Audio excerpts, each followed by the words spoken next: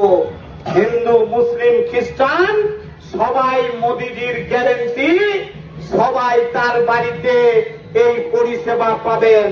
কিন্তু রংবাজি করলে, দালালি করলে, আর আমার ভারতীয় জনতা পার্টির প্রাক্তন কার্যকর্তা যারা আছে, যারা রেজিস্ট্রারিকৃত, যাদের নাম দিল্লি পর্যন্ত লেখা আছে, আমার কথা শুনে অম্লাম্মা হাসছে, বলছে দাদা আপনারাই পারবেন ভারতীয় জনতা পার্টির সংস্কৃতিকে রক্ষা করতে।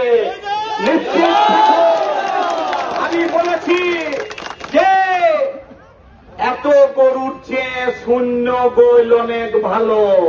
রাতারাতি বিজেপি সাজার চেষ্টা করবেন না। মা বোনের চোখের জলে বিজেপি এসেছে।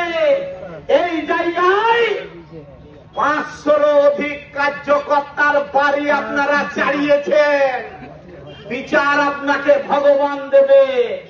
আপনার কি দুর্দশা ঘটবে কটা দিন পর বুঝতে পারবেন। ভগবানকে ক্ষমা করতে পারবেন না। আপনি বিজেপির মিছিলে হাঁটবেন। আপনারা যারা অত্যাচার করেছেন, আমি দায়িত্ব নিয়ে বলছি, মিছিলে হাঁটুন, মিছিলে যান, কিন্তু বিজেপি বেশি উৎসাহিত হতে যাবেন না। কারণ বেশি ভক্তি চোরের লক্ষণ। আমি প্রত্যেক প্রয়োজন হলে ওসির কাছে যেয়ে খাতা খোলা করাবো, বেশি বাড়াবাড়ি করবেন না। পরিষ্কার বলে দিচ্ছি, আমি জনতা জনার্দনের আশীর্বাদে সরকার এসেছে।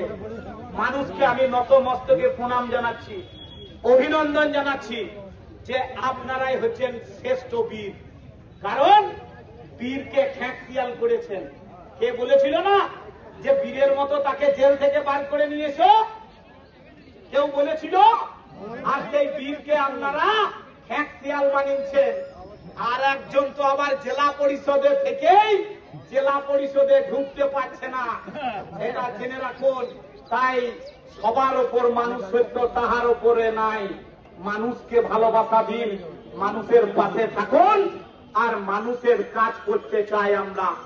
প্রত্যেকটা জায়গায় ভিজিট হবে, সারপ্রাইজ ভিজিট হবে, ঘুঘুর বাসা ভাঙবো, প্রত্যেকটা জায়গায় ঘুঘুর বাসা ভাঙবো। মোদীজি বলেছে না খাएंगे না খানে दूंगे, আর আমি বলছি যে যে খেয়েছে পেট থেকে নাড়ি ভুড়ি বের করে বার করবো।